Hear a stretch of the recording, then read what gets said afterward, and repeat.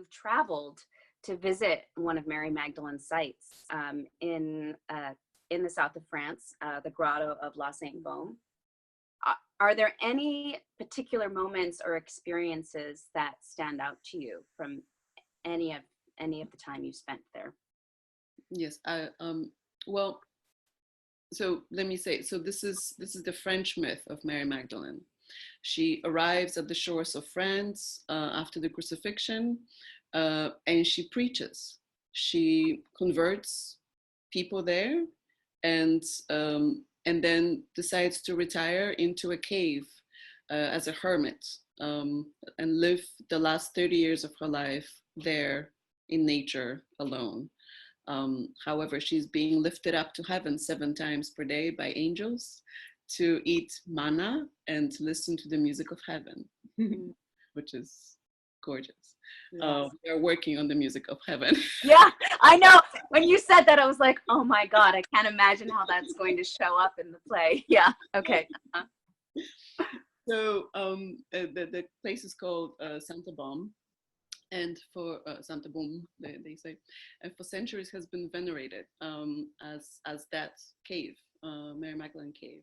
It is absolutely magical. It takes 45 minutes to climb up the mountain through this magical forest that used to be a druid's holy forest, and there glory, just incredible nature there, trees, birds, stones, these big boulders, sometimes 30 feet high, and mists that make it even more magical than it already is. And once you get to the cave, it is just a rock, flat rock, and there is a church inside. It is actually recognized as according to tradition by the Catholic Church. So the Dominican fathers run the cave, the church in the cave, but it is still very much a cave, with the raw rock and the water coming down and dripping in all the different places, and we are also including that in the play. Which, because it's absolutely stunning. So at the bottom of the mountain, there's a small hotel run by nuns, and the chapel dedicated to Mary Magdalene, and there are services there by the Dominican fathers. So I went there to a Holy Thursday service, and afterwards we were guided in a procession to this oratoire, the oratory, right next door to it, and it was designed in 1970s by Thomas Gleb, and it's entitled "The Wedding Feast of the Lamb," and it's a tapestry. It's a tapestry that hangs above the altar, and when you see it, you will see what I mean. Okay. It was just a really powerful image to see that, and the Dominican fathers kneeling in front of the tapestry. And I'll leave it at that. As a fellow actress, I know that sometimes intense character work and development can psychologically, physically, psychically, and even spiritually affect an actor or an actress's day-to-day life.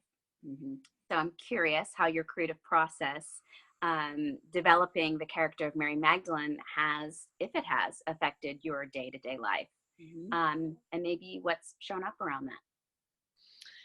So I mean, this is an enormous part. It